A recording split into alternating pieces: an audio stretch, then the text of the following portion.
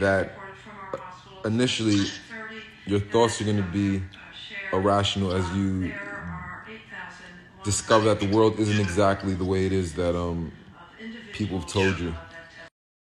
So you're going to have irrational thoughts. You're going to like be out there what you're thinking. But it's about bringing it all together rationally. It's about finding those things that you learned through spirit sciences, finding those things in the real world by just looking around you and studying it, finding those patterns, seeing that there's no such things as coincidences, studying people in the way that you affect them or they affect you, like really diving into like seeing the sciences physically in front of you. I think a lot of times like people might get caught up in the spirituality and like the more rational side, like fucking studying fifth dimensional sciences and intergalactic. Things are cool to understand. It's cool to study history. It's cool to study what you think the future is going to look like. But the problem with that is that history, we can't prove any of the shit that we're trying to say. We're talking about fucking Jesus and Buddha and Egyptology and all these different types of esoteric philosophies from back in the day. It's like we have no real evidence for them now. But what you can do is focus on the now and what's going on in front of you, and try and see these things in front of you. Try and understand them in front of you, and it'll bring you back grounded, and you won't be crazy anymore to people. And that's where it's almost like what you say right there, because I remember hearing that yesterday on one of your stories. Like, I immediately thought of meditation. Yeah, it definitely traumatized me, but as I've gotten older and I've learned more, I realized that religion isn't as bad as I thought it was originally, even though it does place a glass ceiling on people in terms of whoever the deity is. You can't really go higher than that in terms of like your learning. What I realize is that as humans, we're really bad at taking care of ourselves. And if we're giving free will, and what religion does is it adds a structure to people's lives that they otherwise might not have taken into account. So like, for instance, with Christianity, if you obey those 10 commandments that they have there, you're literally living a good life. You're literally living good karma. You're literally doing all the things from other Eastern philosophies but just naturally, like don't lie, don't cheat, don't steal, you're basically, this allows people to live more positive karmic lives in terms of it helps men not live promiscuous lives. It helps females as well not live promiscuous lives. It helps us stay on track. It helps us be altruistic in our nature. It helps us be more receptive to being empathetic or sympathetic to the world around us. And a lot of people are lacking those types of things. So religion does help people who take it and do it right. It does help people a lot. I mean, down to Judaism and with their Passover and how that's helping the body, and Ramadan with Islam, and how making people pray 3 times a day keeps them focused on the things that are important in life. Exactly. So I've kind of changed my standpoint on religion. I still think that it has a poison to it, but I now see the light inside of it, you know? Intrude on that. Nah, I'm telling y'all niggas, hit me anytime. If I don't answer, that means I'm busy. Once I'm not busy, I'm answering my niggas. I'm calling. Nigga, I called you back, didn't I? I read the text. It said what? It said, it's my birthday. Boom. Woke you up out of bed. Like, yo, what's up, nigga? We here. Shout out to you, bro. That, like, I know you be saying shout out to, like, oh, yo, I'm calling you back, but, like, I need to give you the shout out. Like, you deserve the shout out. Because putting out, taking the time to do that is really, like, that's what makes it even more real, and it's fucking thousands of us doing this shit just to talk to you. You in particular, like, kind of got called to this world, because I'm assuming it was a calling, That's up for debate. I don't know if it was a calling, but I got into spirituality in this world through I don't know, I was just mad, like I just questioned everything from a very young age. And religion was one of the main things that I had in question. And I met some friends in high school, my friend Joey and John, and they were like some of the greatest human beings ever. They literally like sparked me wanting to like get more into those ideas of like figuring out what's going on. Was that Joey Badass? No. This dude named Joey LaPresto and Weird. John McCrae.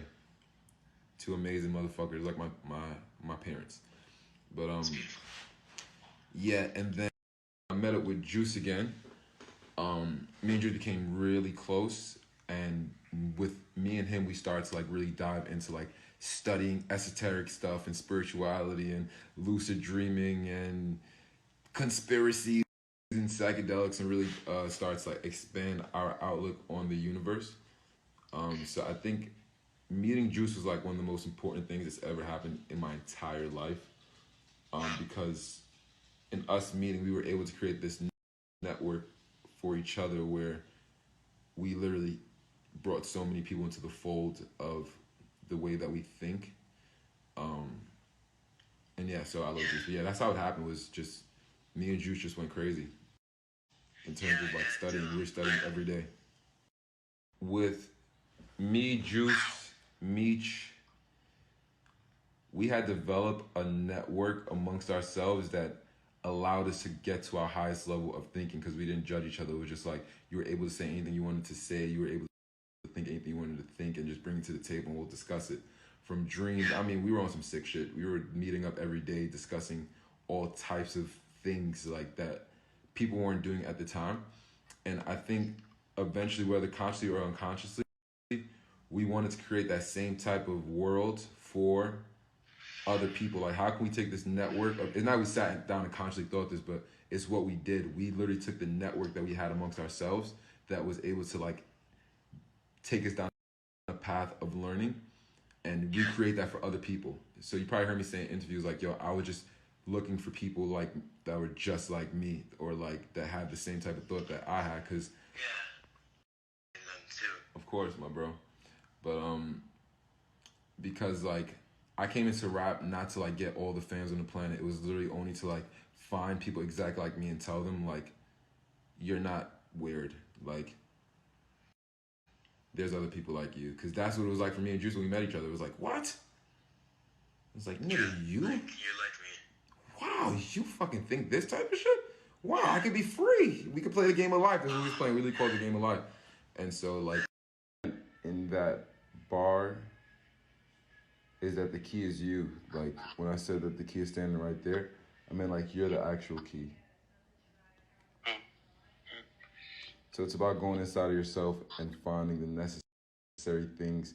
You see, we're always searching for, like, the answers for our problems outside of ourselves, like, in material things or in other people or in relationships or whatever the case is. We never really try to be introspective and go inside and clean up all the mess. So I think how me and all my friends got out of depression, in a sense of just consistent depression, is through just like searching through yourself to find the answers and not like trying to find it in the world. Nah, there's no like right answer. Like, it's whatever faculties you feel work for you. Like, some niggas like meditation, some niggas like doing yoga, some niggas like dreaming, some niggas like doing shit. Like, there's no like right answer to how like you would be able to like heal yourself. Like, it's about, like I said, looking inside and figuring out who you are in a sense, and what works right for you in terms of like your path. Like, there's no like right path. Like, there's no like, oh, everybody should be meditating, everybody should fucking be reading books. Like, nah, nigga, like, you'll find light in different ways, whether that's music or within yourself or your family or just experiencing love, like whatever that is. You feel me? Yeah, man, that's so cool. Helpless. They got this album, Helplessness Blues. Saved my life, literally. Saved my life. Fleet Foxes, Helplessness Blues. They're the greatest band for me, for sure, by far. Not even comparison. Like, there's mad bands I like a lot, but Fleet Foxes at the pinnacle. Shout out my nigga Phil, who put me onto that shit. But yeah, Fleet Foxes and John Mayer. Love those fuckers. Honestly, I'm probably about to go binge watch this shit right now and hear. Yeah, check it out, baby. Fleet Foxes, Helplessness Blues, one of the greatest albums of all time, no doubt about it. No way. Yeah. I had taken this advice from fucking Mac Miller, rest in peace. He had said some crazy shit that just like always stuck with me. He was like, when he's writing music and like, I forgot where I saw it, I think it was an interview. He's like, when he's writing music and like he gets stuck, he just stops and goes on to the next day and tries to write the next day instead of like trying to force it out. And I took that advice and I could say it definitely like helped me out, like, because like you might be stuck today and then tomorrow you wake up and you got a whole new set of motherfucking words and shit. Like, you're like, nigga, why wasn't thinking none of this shit yesterday? Like, it's the weirdest shit. It's like, if you feel stuck, and like, you should just fucking just take a break. Just stop. Yeah. Just literally just stop. Change your setting or some shit like that. But yeah.